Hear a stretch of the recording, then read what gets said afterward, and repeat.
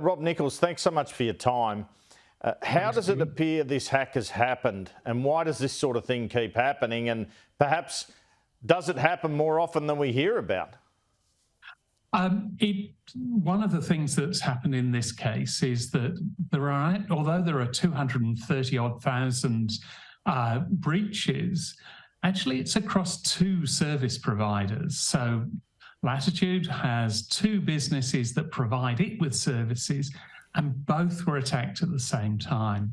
One, there's 103-odd thousand driver's license details which have been hacked. In the other one, Latitude refers to customer records, but those customer records could be very valuable in the wrong hands. So why this one? In the same way as why Optus or why Medibank Private? Because there's some real value to criminals in getting hold of that data.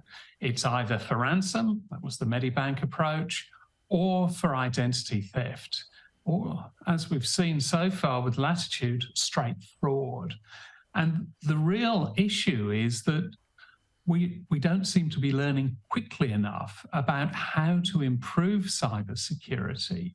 It's all very well talking about sophisticated threats, which is usually code for state actor, but in this case, it's much more likely to be a cyber criminal. Right, so when we talk about a potential cyber criminal, would they be onshore or offshore on this occasion?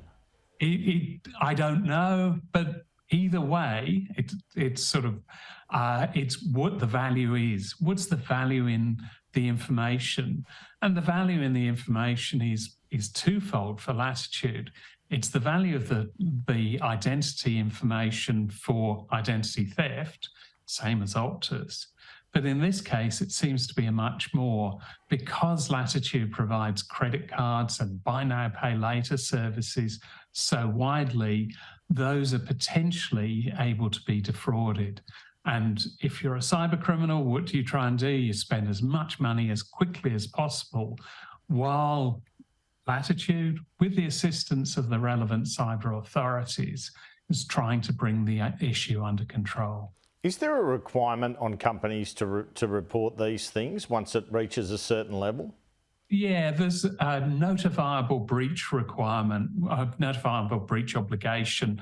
That's to the Office of the Australian Information Commissioner, the Privacy Commission. But often those reports are historical reports. Increasingly, we're seeing reports which are very quick, so that the cyber services from people like ASD on the screen at the moment can actually get involved in assisting companies to actually deal with that breach. Is the government doing enough to prevent these attacks, or can they even? Can a government do something to prevent these sort of attacks? Well, at the moment, Claire O'Neill, the relevant minister, referred to the current legislation as bloody useless. And part of the problem is that the legislation assumes that cyber attacks will be on systems and not on data. And since she's been the minister, the big attacks have been on data rather than systems. So there's going to be changes in the law. There's a discussion paper out at the moment to try and work out, how do you make those changes without stifling business?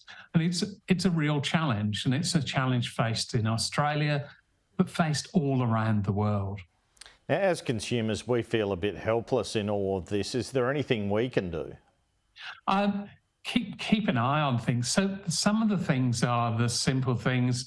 Don't use passwords which are easily guessed.